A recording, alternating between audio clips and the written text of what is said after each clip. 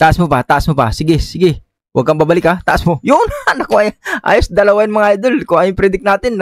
So yun mga ka-trader, so sa video na to ay tuturuan ko ngayon kung paano nga ba kumita ng malaki dito sa pocket option. Okay, so gusto ko lang magturo natin nito ulit kasi nga marami nagtatanong, no? So marami nanood kasi sa review na video natin nakaraan. So mag-trade naman din daw ako sa pocket option. Okay, so ito na ginawa na natin mga ka-trader ano. Okay, so ngayon ay bago tayo magsimula, may sasabihin lang ako sa inyo yung pinaka-best talaga na trading. Okay? Okay, so ito yung all-in trade mga idol, no? Okay, so mas dabi siya para sa akin. Alam mo bakit?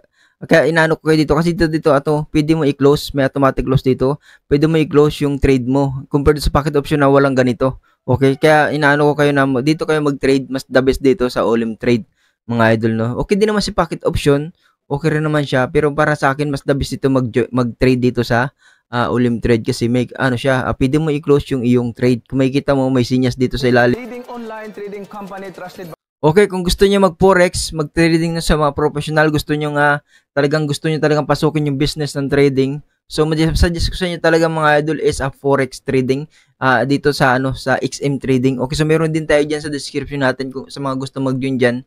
And may tutorial din natin tayo sa YouTube channel niyan kung paano nga ba mag-join mag-open account diyan sa XM trading. Okay, so Manny Pacquiao, legit yan mga idol, just 15 years na yan sila. And million na yung naka-join dito. Billion na kasi buong mundo to ibang ang XM trading. Okay, so kung gusto maging professional, pwede ito mga idol. Ito masuggest ko sa inyo, XM trading. Professional business talaga na trading. Okay? So, let's go. Okay, so naglagay agad tayo dito ng 200 mga idol no, sa baba. No? So, 200 USD. Sa piso is 10,000 yan. So, bilisan lang natin konti yung trade. Baka mainip kayo manood. Okay, so yan. 1 minute yung duration natin. Nakalagay naman sa taas. 1 minute. Dito sa pinakataas. Okay, sa right side. Yun, sa pool natin mga idol. Okay, so dito. Okay. So dito, mouse ulit. Mouse yung ginagalaw natin mga idol. No? Mouse tayo ngayon. Okay, PC ang gamit natin. Pero pwede cellphone to. Okay, sell ulit tayo dito.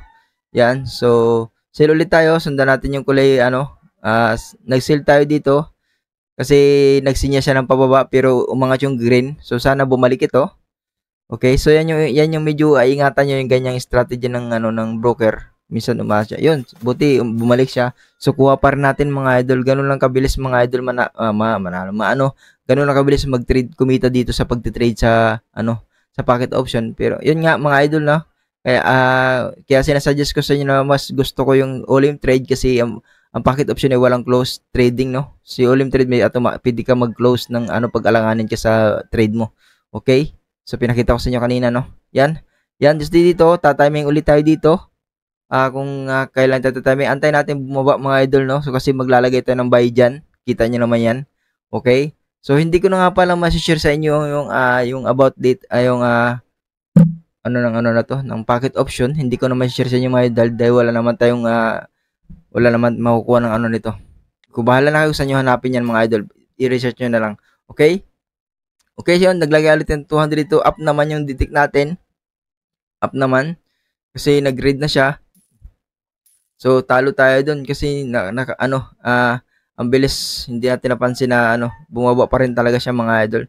Dito, babawian natin. Okay lang yan. So, ang ginagawa ko, yan, tatanggalin natin yan. Gagawin natin 500. Okay, so gagawin natin 500 yan mga idol.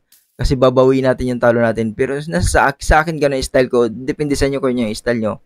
Kasi baka manghinayan ka sa budget nyo. Pero sa akin okay lang yan. Kasi bawi naman kapag parang escalera ba kung tinatawag nila escalera. Parang ganun. Okay, so up there. So malinaw na up ang labas nito. Yun, sa pulagad natin. And then, okay, lagay ulit tayo sa ilalim. So tinimingan agad natin.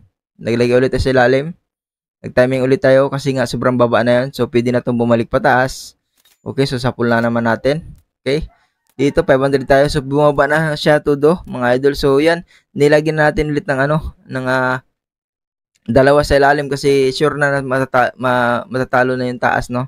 So yun, talo na yun. So 1 minute, pwede naman kayo mag 2 minutes, 3 minutes, no. Suggest ko sa inyo kapag malaki na yung ilalagay nyo 250k, so kailangan suggest ko sa inyo mag 5 minutes kayo. Yun, sapul natin dalawa, ayos. Okay, goods na goods mga idol. Okay. So, ang ayaw ko lang dito, pocket option pati, matagal mag-withdraw. Yun ang ayaw ko dito.